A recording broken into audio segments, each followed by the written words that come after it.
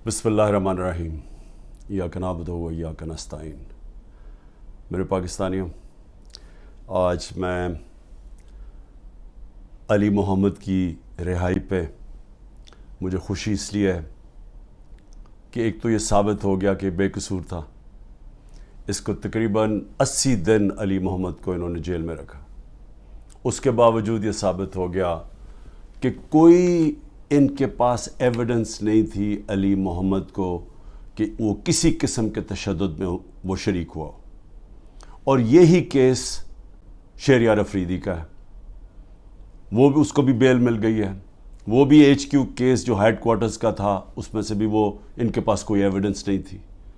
9 मई को जो मुझे कोशिश की थी 30 मेरे ऊपर दहशतगर्दी के केसेस किए, जब मैं जेल में था। जुल्म भी मेरे से होता है। गैर कानूनी आइनी तौर पे मुझे वहाँ जिस तरह पकड़ के लेके जाते हैं मुजरिमों की तरह, और उसके बाद जब मैं जेल में होता हूँ तो मेरे पे केसेस हो जाते हैं कि मेरी वजह से ये जो जलाओ घिरा हुआ। और उसमें भी मुझे मैं सलाम करता हूँ जज साहब को, क्योंकि मुझे पता है किस तरह का प्रेशर है इस वक्त हमारी अदलिया के ऊपर। मैं सलाम करता हूँ इसलिए कि आज कल के ज़माने में हक और सच पे खड़ा होना आसान नहीं है। वीगो डाला पहुंच जाता है घर, लोगों के घरों के अंदर घुस जाते हैं, उनको जलील करते हैं, उनकी बिजनेसेस बंद कर देते हैं। तो इसलिए, और हर किसी को, ये सिर्फ हम अपने लोगों की बात नहीं कर रहे, जो इस जुल्म के निज़ाम का हिस्सा नहीं बनता और इसके खिलाफ हक की आवाज़ बुलंद करता है, उसको वो मुश्किलों का सामना करना पड़ता है जो पाकिस्तान की तारीख में किसी डिक्टेटरशिप में नहीं करना पड़ा। तो मैं इसलिए जज साहब को भी सलाम करता हूँ।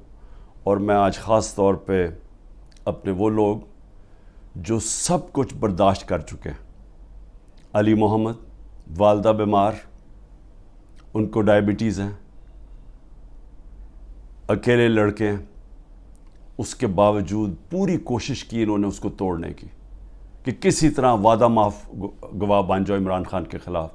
फिर अगर वो नहीं बनना तो चलो पार्टी छोड़ दो कि हम अब 9 मई की मजम्मत करते हैं, हम अपनी फ़ौज से प्यार करते हैं और हम PTI छोड़ रहे हैं। तो सारे फ़ौज से प्यार करते हैं, सारे जो 9 मई को जो जलाई गई थी जगह, हमने सब ने उसकी मजम्मत की है। लेकिन PTI छोड़ देते हैं। ये खड़े हो गए कि हम PTI नहीं छोड़ते, और इनको बड़ी बुरी हालात के अंदर रखा गया। शहरियार अफरीदी, उनके फैमिली में भाई उनके फौत हुए, उधर नहीं जाने दिया, जेल में रखा।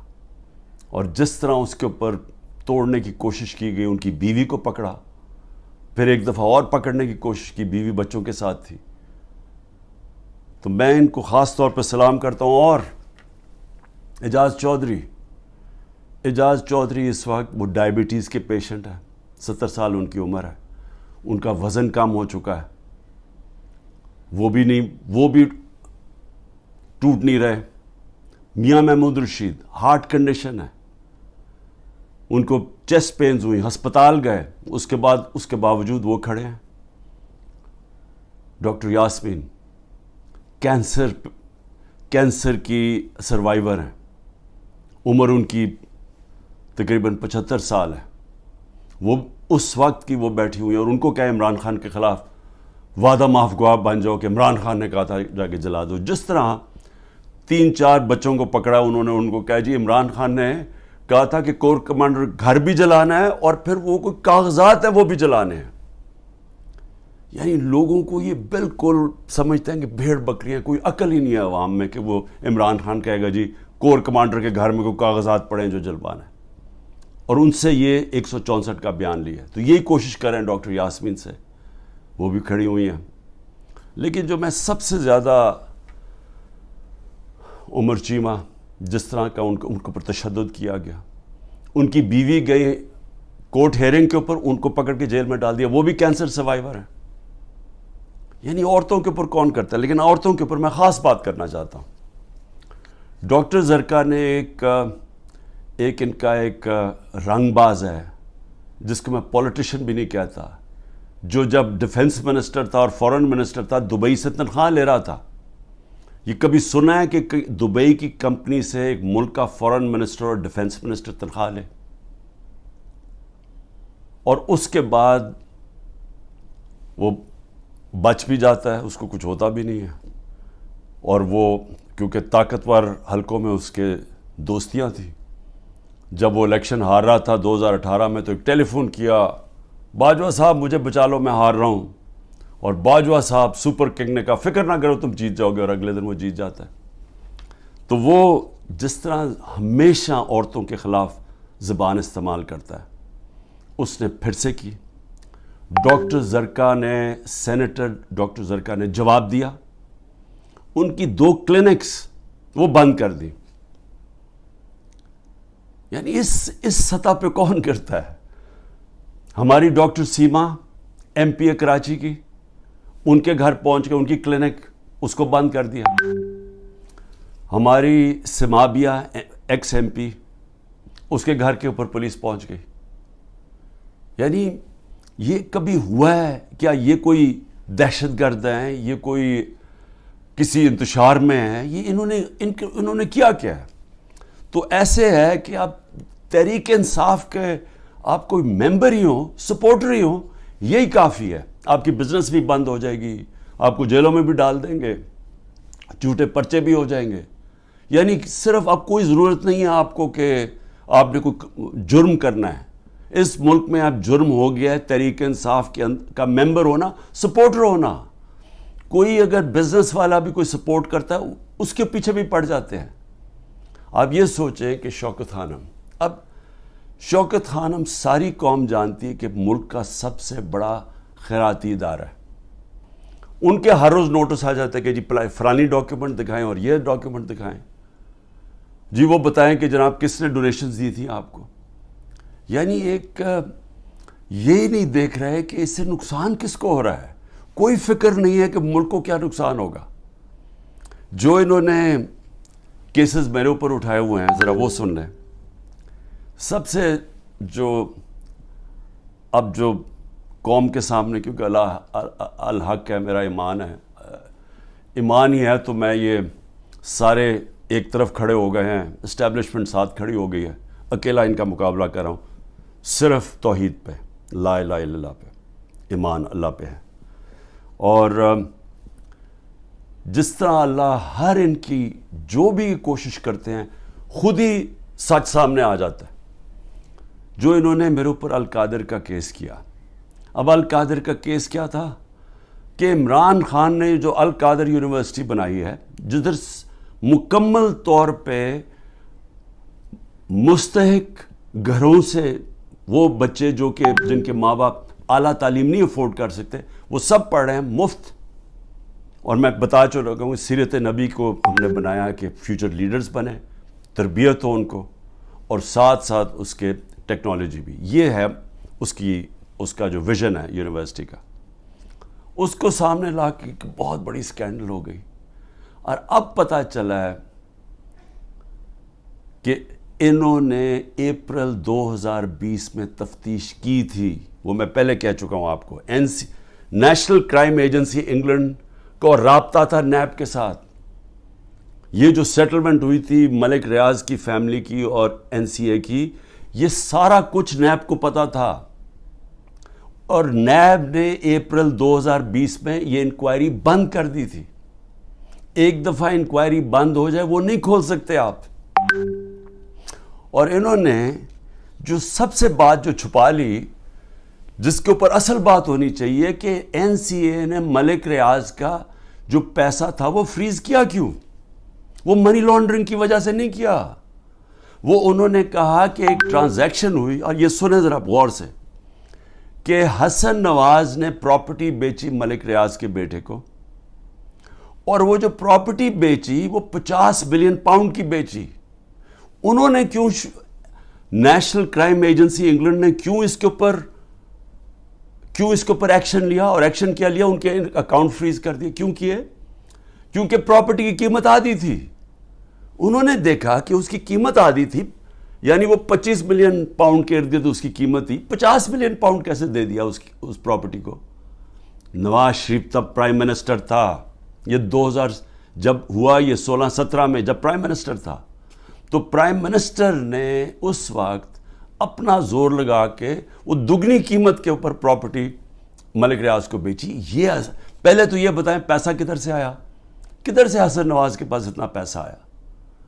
جب وہ ملک سے باہر بھاگے ان سے یہ سوال پوچھے گئے نا، کیونکہ بتا ہی نہیں سکتے، پیسہ چوری کا تھا، اور پھر وہ پراپرٹی دگنی قیمت پہ بیچ دیتے ہیں ملک ریاض کو۔ وہ کس لیے بیچی؟ اور وہ اصل کہانی وہ ہے آل قادر کی، اصل وہ اس کے اوپر بات نہیں کر رہے۔ کوئی پوچھ نہیں رہا نواز شریف سے کہ بتائیں جی بیٹے نے یہ پراپرٹی اور آپ کو کیوں اتنی مہنگی پراپرٹی خریدی ملک ریاض نے۔ اور یہ بھی ہو گیا کہ یہ سارا کچھ پتا تھا نیب کو۔ ان کا جو ڈپٹی وائس چیئرمین ہے اس وقت نیب کا، وہ اس کمیٹی میٹنگ میں بیٹھا ہوا تھا جب یہ کیس کلوز کیا گیا ہے۔ مجھے 3 گھنٹے انہوں نے بٹھایا سوال کرتے ہوئے، میرے سے پوچھا، جب ان کو سارے پتا تھا جواب، کیونکہ وہ ڈپٹی چیئرمین کو بھی پتا تھا، پروسیکیوٹر جنرل کو بھی پتا تھا۔ اس وقت جو ڈائریکٹر تھے نیب کے پنڈی میں، منگی صاحب، وہ بھی بیٹھے ہوئے تھے اس میٹنگ پہ، تو ان کے پاس تو منٹس پڑے ہوئے ہیں اس کے۔ تو پھر یہ کیوں میرے اوپر سارا کچھ کیا، اور یہ جو میرا وارنٹ نکالے اور مجھے اریسٹ کیا۔ اور دوسری یہ جو توشہ خانہ ہے، یہ توشہ خانہ ایک عام کیس نہیں چل رہا ہے، یہ ایسے ملٹری ٹرائل چل رہی ہے، یعنی کہ ایک فیئر ٹرائل کا مجھے موقع ہی نہیں دیا جا رہا۔ خیر وہ اس کے اوپر پھر سے میں سب جوڈے سے زیادہ بات نہیں کرتا، لیکن یہ میں کہوں گا کہ میرے سے وہ سوال پوچھے جا رہے ہیں جو آج پاکستان کی تاریخ، 70 سالہ تاریخ میں کبھی کسی سے، جن کو بھی کتنے گفٹس ملی ہیں توشہ خانہ میں، 70 سال سے ملتی ہیں گفٹس، کوئی نئی تو چیز نہیں ہے، کبھی کسی سے وہ سوال نہیں پوچھا کہ جی آپ کو جو توشہ خانہ کی گفٹ ملی تھی وہ آپ نے آگے بیچی کس کو، یا آپ نے گفٹ کس کو کی؟ کبھی کسی سے آج تک یہ پوچھا ہے؟ کبھی کسی سے پوچھا ہے کہ توشہ خانہ جب آپ قیمت ادا کر کے وہ لے لیتے ہیں گفٹ، اس کے بعد آپ کی پراپرٹی آپ جو مرضی کریں؟ بھی آپ کون ہے پوچھنے والا ہے کہ میری پراپرٹی سے میں یہ گفٹ کروں یا میں بیچوں؟ جب تک کہ جو بھی میرا چیز ہو وہ میں ڈکلیئر کروں، تو میرا سارا ڈکلیئرڈ ہے میرے ٹیکس ریٹرنز میں۔ تو وہ سوال پوچھے جا رہے ہیں آج، وہ وجہ اس کی ہے ان کو مل کچھ نہیں رہا۔ یہ 3.5 سال میں جتنا میں پرائم منسٹر رہا ہوں، ان کو یہ 2 چیزیں ملی ہیں، اس کو کرپشن کہہ رہے ہیں، یہ جو توشہ خانہ ہے، اور دوسرا چیز القادر۔ یہ 2 کرپشن کے کیسز میرے پہ ملے ہیں۔ ان 3.5 سال میں جب نواز شریف پرائم منسٹر بنا تھا، 17 اس نے فیکٹریاں بنا چکا تھا 3.5 سالوں میں، اور سرکاری بینکوں سے قرضے لیتا تھا، فیکٹریاں بنا لیتا تھا، اور بعد میں وہ قرضے معاف کروا لیے، اور جو پیسہ دیا وہ 20 سال کے بعد واپس، جو تھوڑا سا اور مارک اپ معاف کروا کے وہ بھی تھوڑا سا پیسہ دیا۔ ان سے کبھی پوچھا؟ زرداری اس ٹائم کے اندر 2 سال میں اس کو 10% ساری دنیا کہنا شروع کر دی تھی کہ ہر چیز پہ کمیشن کماتا تھا۔ تو یہ 2 چیزیں ملی ہیں 3.5 سال میں، اور انشاءاللہ یہ میں ثابت کروں گا جب کیس آگے بڑھے گا، لیکن موقع دینا چاہیے مجھے پوری طرح جواب دینے کا۔ دوسری چیز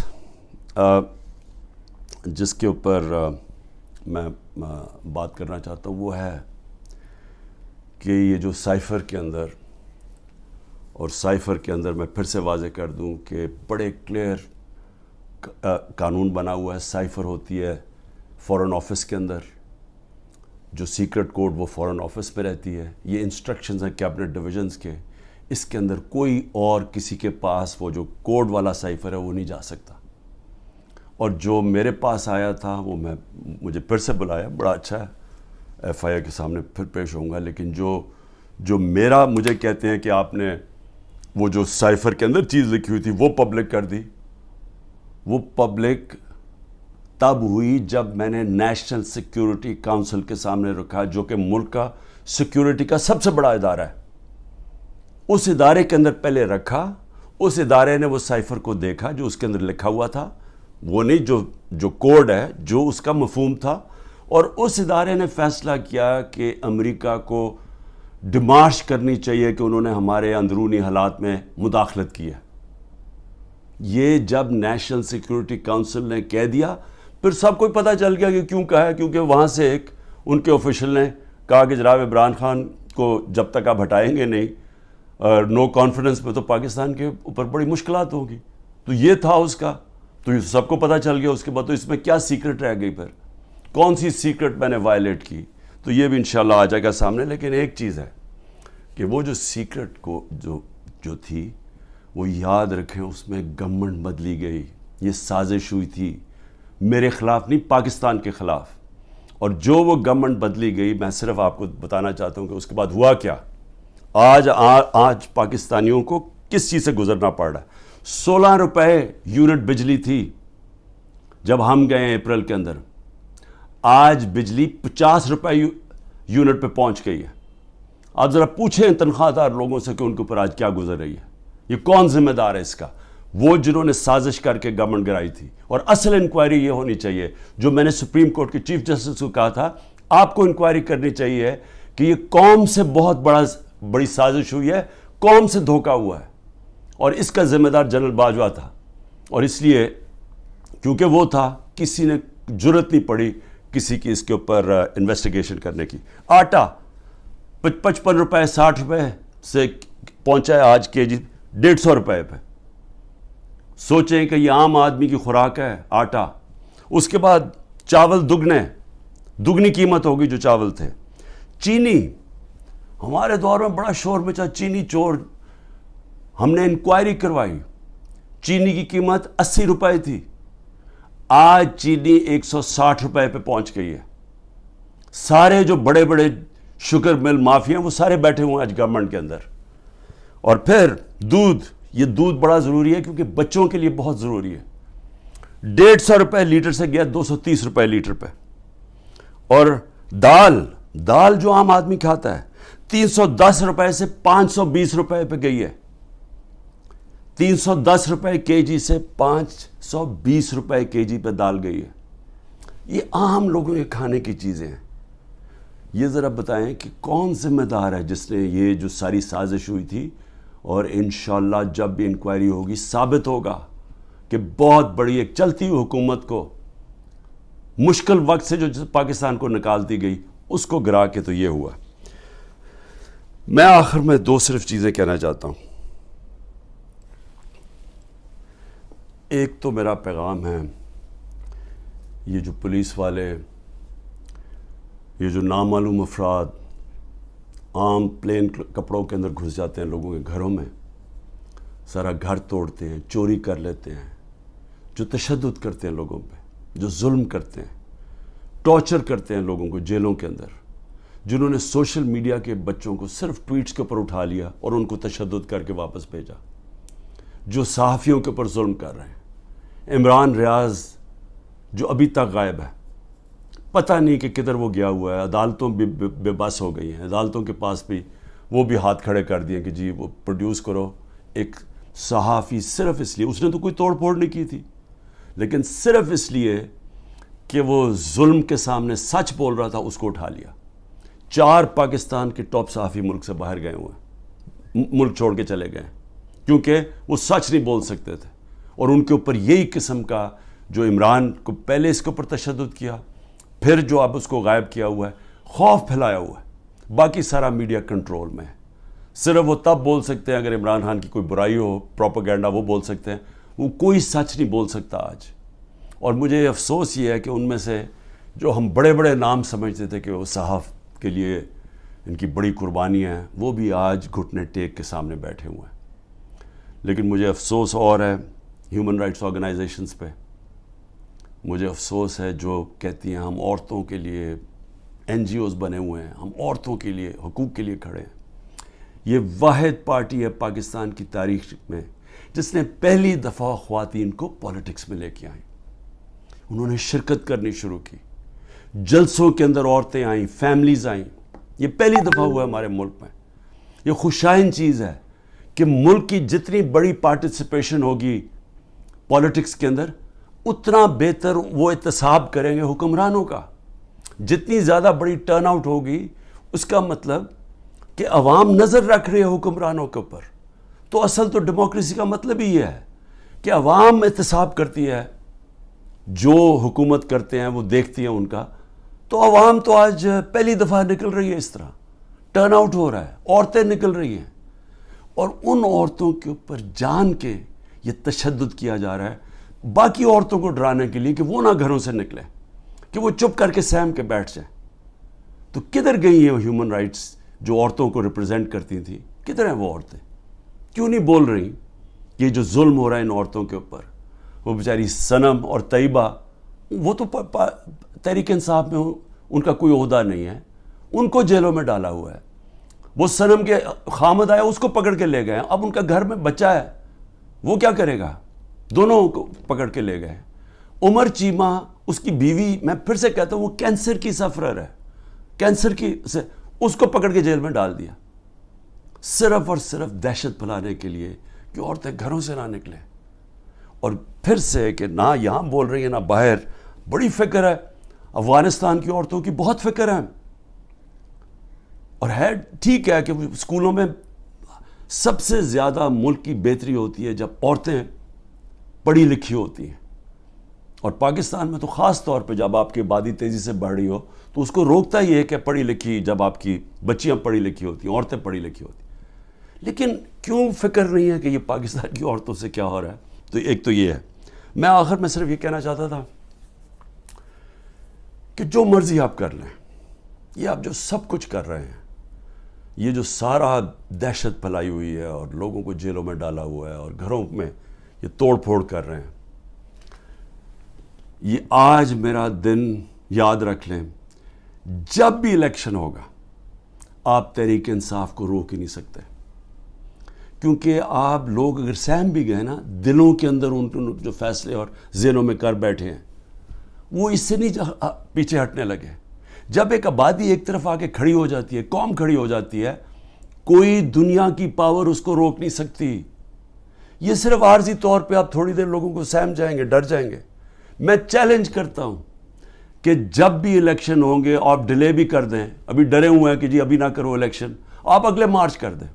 میں آپ کو چیلنج کرتا ہوں کہ تحریک انصاف سویپ کرے گی الیکشن انشاءاللہ.